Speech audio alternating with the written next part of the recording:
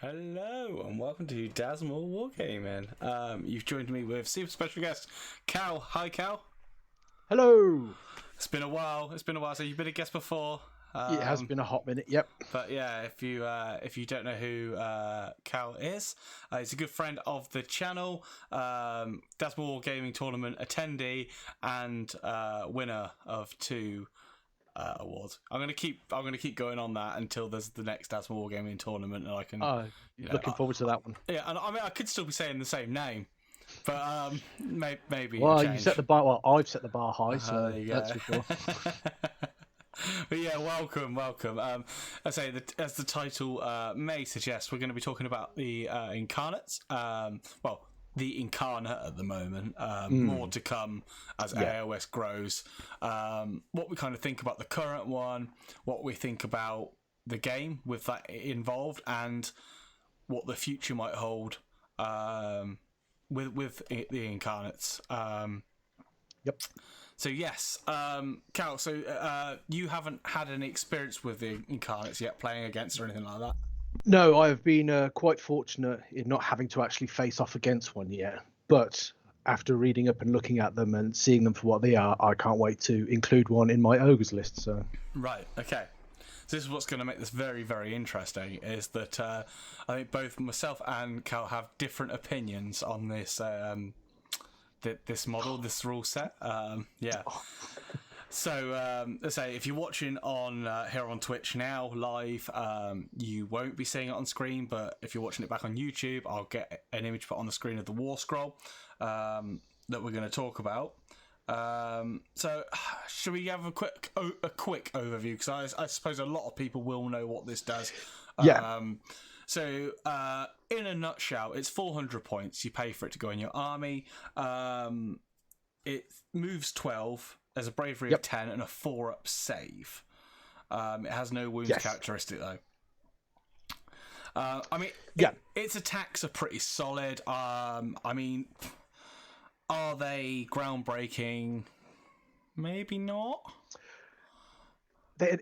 For me, they're not there for its attacks. No, this is what I'm getting. Yeah, it's survivability, isn't it? It's getting rid of it. It's the annoyance. It's the big gribbly on the table that everyone else is concentrating on. So basically, I say it's got a Ren 2 attack with 2 damage apiece, a Ren 3 attack with 4 damage, which is great. Don't get me wrong, but what you're taking this for is its survivability. So it's basically attached to a spellcaster. A hero, yep. A hero, sorry, not a spellcaster. It's not a spell. I keep thinking it's a hero. It's a pet. Basically, if that hero dies, then it becomes wild, which means basically it can attack your units as well as. It becomes a free-for-all then. Yes, basically. And it's got levels instead of wounds. So it can go up levels, which makes it more powerful. It does that by eating endless spells. Is there other ways for it to power up? I believe if it kills a monster. If it kills a monster, it goes up by 1 as well. So those two things. And it goes down levels, which is the equivalent of losing a wound. It can only be removed once it's gone down 2 levels, I think. So it comes onto the battlefield at 2. It can't go higher than 3. And then, once you get it down 2 levels, it's abolished. Yeah. So, how do you get it down a level? I've forgotten how many wounds you have to do. There's the interesting thing. I know it's basically rolling some dice to determine how much damage it's taken, and then you have to either match or beat its wounds characteristics, I think. So rather than bore you on us trying to find out what the damage is for the Incarnate, I thought I'd just tell you here. So, wounds are allocated to Incarnates in the same way as they are to any other model. However, because the Incarnate does not have a wounds characteristic, it cannot be slain. Instead, in the Battle Shock phase, if any wounds are allocated to an Incarnate, its commanding player rolls 3d6. If the roll is less than or equal to the number of wounds allocated to the Incarnate, its level is reduced by 1. Then all of the wounds allocated to the Incarnate are healed. The Incarnate is treated as having a characteristic of 18 wounds for rules purposes, rather than determining if the model is slain. So yeah, that's basically how that rule works. We couldn't find it because it's not on the War Scroll. It's actually in the Thondia book. But there you have it. So you add the Incarnate's level to its attacks characteristics as well. Yeah. Which is quite interesting. So those 6 vicious attacks suddenly become 8. 3s to hit, 3s to wound, -2 rend, 2 damage apiece. And that's just from the get-go. If it goes up a level, then it becomes 9. Yeah. So on and so forth. Yeah, so I'm just going through the War Scroll now. Let me just mute this a minute.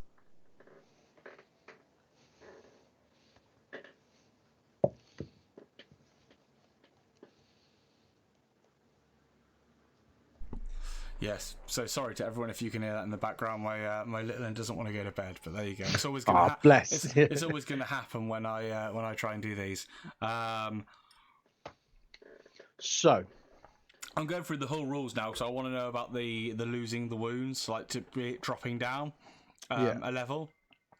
I've only got it on the War Scroll at the moment, and it doesn't seem to. Yeah. It tells you how to get rid of endless spells by rolling 2d6 and adding the Incarnate's level to it. Mm-hmm. Oh, okay. Oh, here we go. Yeah. So pick one endless spell that was summoned by the enemy wizard within 3 inches of the Incarnate, roll 2d6, add the level up to the roll. If the roll is greater than the casting value of the spell used to summon the endless spell is dispelled, and the level of the Incarnate is increased by 1. On any other roll, the level of the Incarnate is reduced by 1. So that's only when it tries to eat spells, correct? Mm-hmm. Yep. Yeah. So I know that when I played Mark with his, I had to do a certain amount of wounds to it. So you allocate wounds to it as you normally would. And then once that turn had been done, he would roll, I think it was 2d6 or something like that. You add the amount of wounds that were suffered, and if it was over a certain amount, it dropped a level. Oh, okay. Basically, so you could never get rid of it in turn 1. Yeah. Turn 2 was the maximum, that is the soonest you can get rid of it, and you have to do a good amount of damage to it. Like, it's quite difficult to get rid of. But what I can't see is where it actually says it in the War Scroll, which is... Yeah, it doesn't actually say it on War Scroll. Is it actually not at all? I can't see it anywhere on there, no. Yeah, so if a monster is slain by wounds inflicted by the Incarnate's attacks, increase the Incarnate's level by 1. Add 1 to hit rolls. Protects made by this Incarnate while it is in its wild form. The Incarnate can run and still charge in the same turn while it's in wild form. If this Incarnate is in its wild form, as in within 12 inches of a unit or an endless spell at the start of your charge phase, it must attempt to charge and must make a charge move if it is possible for it to do so. Yep. Cool, that's it, yeah. So the Incarnate can only receive commands issued by the hero it's bonded to. If it's an all-out attack command is received by this Incarnate, the command is also received by all friendly units that are wholly within domination range of the Incarnate. Yep. That are within 3 inches of an enemy unit. And haven't actually received it in the first place. Yeah. You add 1 to casting Dispel and Bind rolls for a wizard that is within domination range. So domination range starts at 10. Yep. Can go to 12, goes to 8, and then nothing. Your charge phase, if the Incarnate is within 12 inch endless spell, summoned by enemy wizard, you can attempt to charge. You make a charge move, as long as that charge finishes within a half inch of the enemy model or endless spell. And it's got the Devour Endless Spell Monstrous Rampage below. Yep.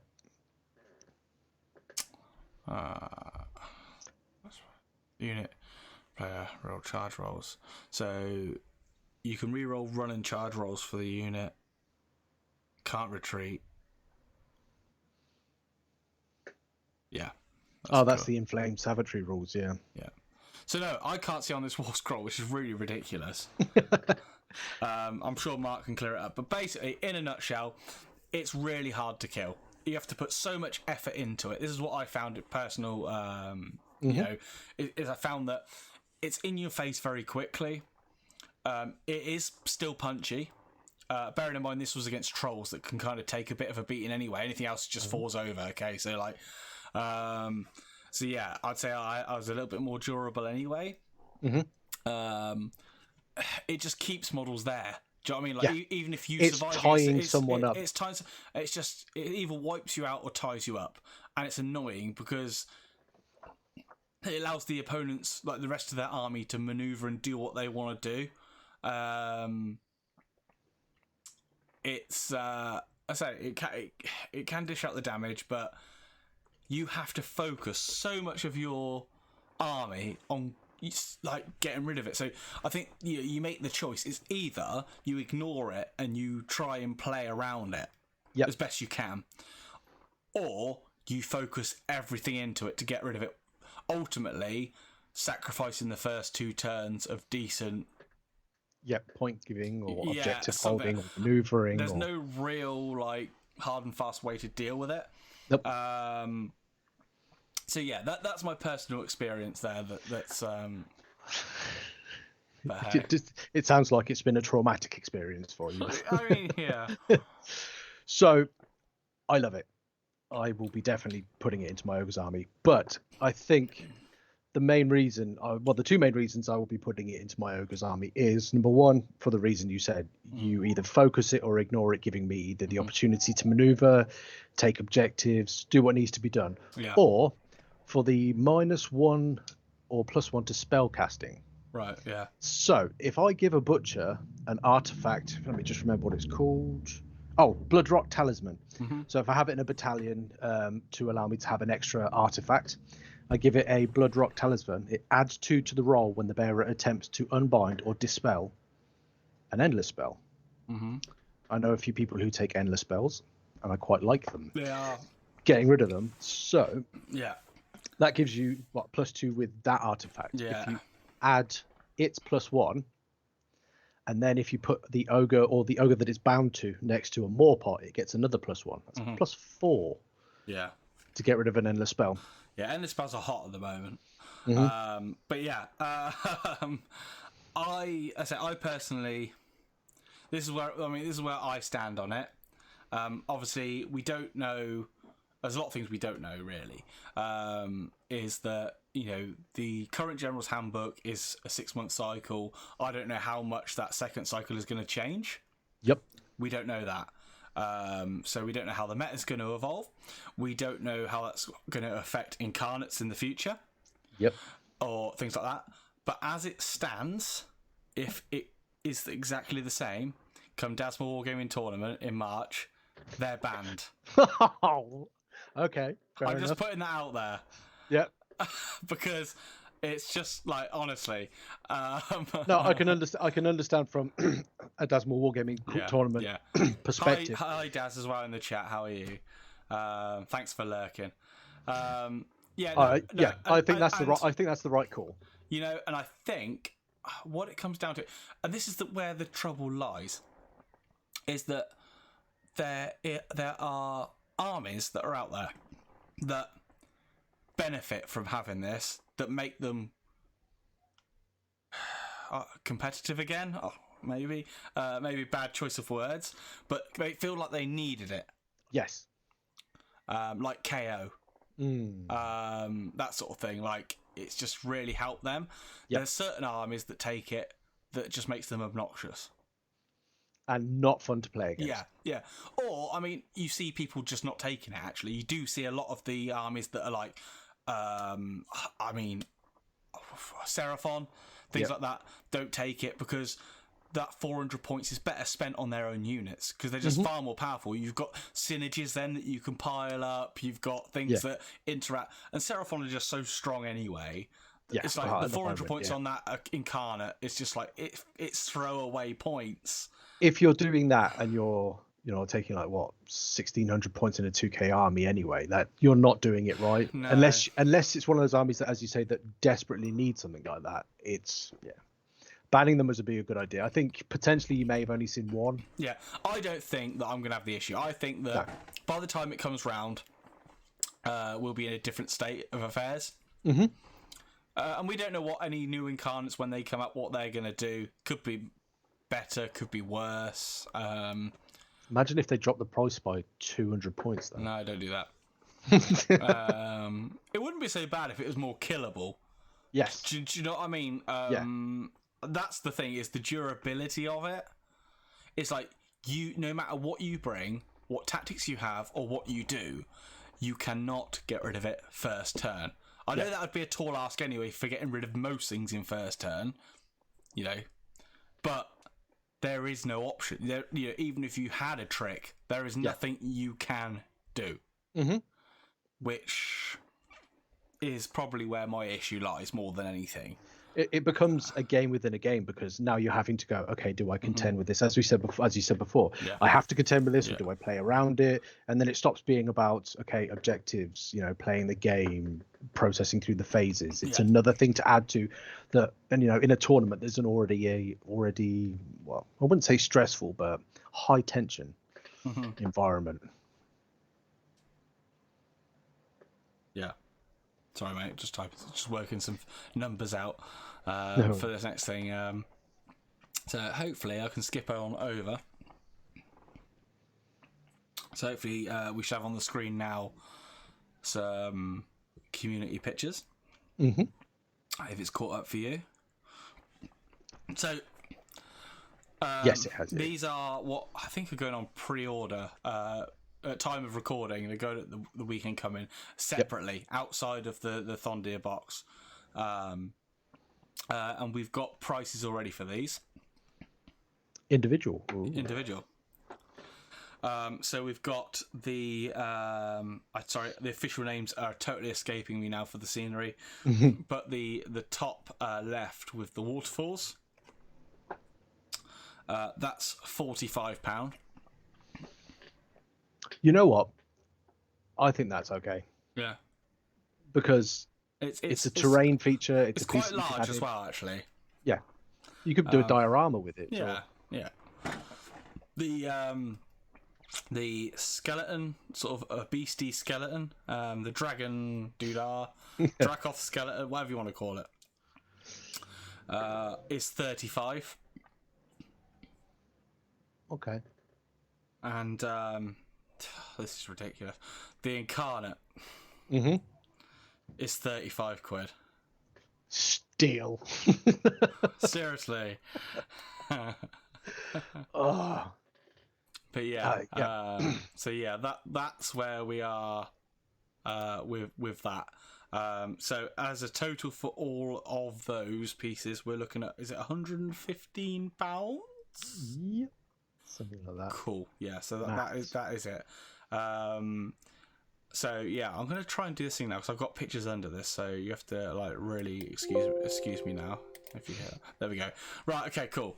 So this box set is Hide Lord Virus.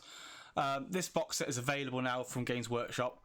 It's not a very good my placement of the image. Sorry about that. But there you go.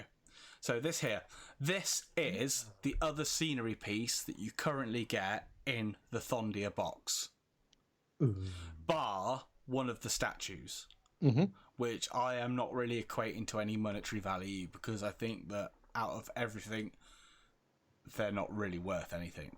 The little statues, it's the buildings you pay for. So I'm not going to try and work out what they are individually. Okay. But obviously you get the cardboard gaming mat in here as well.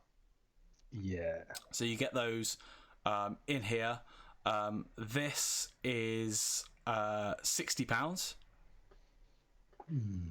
And the gaming boards separately are, I think, like £8, because they come in a pack of 4 for like 35 quid. So yeah, I think that's right. So they're £8.75 each. You've got the £60. I'm not going to knock any off for the statue. I mean, you could knock a £5 off maybe, but I mean, no, that is what it is. So you're looking at £68.75 for the 2 game boards, the scenery in this kit, plus the 115 for the other scenery, the Incarnate, the waterfall one, and the bones. Yeah. which is £183.75. The Thondia box was £135 from Games Workshop. So it was very expensive, and I didn't get it. And I thought, because I'm not a terrain person myself. I get pre-painted terrain. I can't be dealing with it. But if you're looking for some decent terrain, you want the Incarnate anyway. Go for the It's now not looking so badly priced. Yep. Yeah. So yes, Thondia was £135. And you didn't get the rulebook in it, though, did you? No, you didn't. That's what killed it for me. If you got that, then I would have forked out easily. Yeah, but, if you'd have put so if it's 135 quid without the rulebook, if they made it 40, 45, 50 maybe even, I'd have probably splashed out because you got the rulebook in there as well. But because it was sold separately, it was a nail in the coffin for me. Like, as you said, Yeah, and there we go. That's the Thondia box that I've just put up on the screen now. So as you can see, you've got the two buildings there, the little pile of pillars, and a statue that came in that £60 box. So it's just one statue you don't get. So, I mean, if you want to knock a £5 off, then fine. But other than that, I think the individual pricings aren't bad. No, they kind of, it's like shunting you more towards going for the box set anyway with regards to those pricings. I think that's it. It's because I don't think they shifted too many. I wonder why. But I think that it was just too much money. I believe Thondia was badly priced, Lord Virus. But I say that's why they made the rules for the Incarnate so gross. Literally, you've read them and were like, banned instantly, never again, don't want to see it, played against it once. It's all right. I mean, like I say, I've explained my issues with it. I do also think that it is overpriced for what it is. But you're spending 400 points to tie up an little opponent's army for, at minimum, 2 rounds. Yeah, and it's got a large base. It's so manoeuvrable, and it's just a pain to get rid of. Honestly, it's the bane of it. And when your mission in a game is then, how do I get out of this? Or, how do I just survive it? Or anything like that, and then you're not really thinking about, what battle tactics do I want to do? What do I like? That's that you lose the fun of the actual game that they've done so well to do in third, like with battle tactics, grand strategies, things like that. It's sort of I quite like the new ones. Yeah, it's like you see someone with an Incarnate army. It's like, right, well now my game is just how do I deal with the Incarnate? You know, it's like. Oh yeah, so now I'm not really looking at my objectives, grand strategy. Exactly. Yeah. That's how I feel. I mean, it's valid because what you're saying is very valid. I agree with it. I do like it as a model, but peer pressure and ending up being that effing guy, bringing it to the table, and everyone's like, "Oh, here's Cal with his." I don't think it's as bad as being like that guy or anything. I think it's valid to bring one. I think that. But then I think there's a line, like I've said before, like if you're a KO guy and you bring one, it's like cool. Yeah. Cool. If you're a what's doing really, really well at the moment. I mean, like if you're a God, my mind has gone totally blank now. For an example. Wow, what's doing well at the moment? Well, we're going to go through that in another video in a minute. Well, there we go. But yeah, I mean, I don't know, Maggotkin of Nurgle, all the flies. Yes. Like, very mobile, very good, punchy, resilient, doing really, really well. It just becomes a little bit, But at the same time, you're not seeing it as much because, like I said before, you'd rather spend those 400 points on your own utilities. Yes. Because your battle tome is so good that 400 points on it is a bit of a waste. Yeah. So Lord Virus in the Twitch chat has asked, is AOS 3 better than 2? That's a very good question because on many levels, yes. I think that the inclusion of grand strategies and battle tactics and things has made it more of a... You have to think your game more.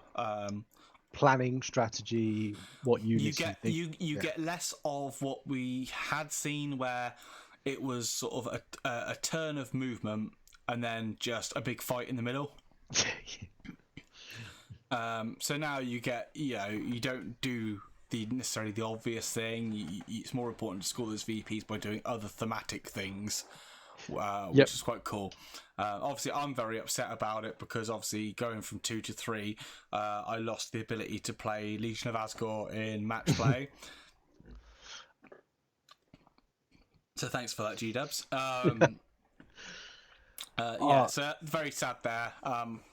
But hey, that's not what this video is about. But yeah, I think we're in a weird edition though. Like, it's a weird I'll tell you one. what, the latest edition, I like it the most. And the reason being is because the last edition, or the last General's Handbook, it became very rote of what you would do in your battle tactics. It's like, okay, I'll move 2 units and score, 2 victory points, 3 victory points. I'll take an objective that I already own. It became very easy to determine what you were going to do down the line to score these victory points. Whereas now, with the way they are, you have to think.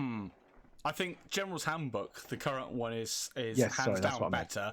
Yeah. But Edition, it's kind of like they were 2 different game systems in a way, because we didn't have the grand strategies and stuff. So yes, it was more of a brawl on the battlefield, but I do sometimes miss the simplicity. Mm-hmm. And some of the cool missions we had just for the giggles, like the roaming beasts. Like if 2 of you just had a random monster, you could just bring it. And they're not in your army, but they just roam randomly. And if you get to move them, and they attack the closest, and like it's just like it was just silliness for silliness. Yeah, and I do miss little things like that. But and without going into off this topic too much, I think that a couple of the battle plans in the current General's Handbook are absolute like cack. I won't go into detail. It's very hard not to go into detail about like what I think of endless spells and stuff. That's a whole. Here's this little hook I'm going to dangle. So we'll do another video on this. But no, it's a great question. Yeah, thank you. I'd say, is there anything really else to add on the Incarnate? I think we've sort of said our piece, but so the video won't end on this. We are recording for YouTube as well. So once we sort of do say goodbye, this is for the people on Twitch, by the way. Once we do say goodbye, we're not actually going, so do stick around. We're going to do some more content. I think we've got Mark joining us soon-ish for our AOS top tier list thingy. So we're going to rank our AOS armies on their performance and army look and styling and things like that. So cool. That's for Twitch people. YouTube people, that video I've just mentioned will be coming out on YouTube a little bit after this one. So make sure you subscribed and click the the thumbs up and the bell and all that jazz, so you get the notifications. Yes. Cool. So yeah, if anyone watching this, if you want to let us know what you think of the Incarnate, the future for Incarnates, anything like that, do let us know in the comments. And yeah, until next time, all happy hobby. Happy hobby. Bye. Hi, it's Daz from Dazmore Wargaming. Thank you so much for watching this video. If you enjoyed it, don't forget to like, subscribe, and check out our other content. Until next time, happy hobby.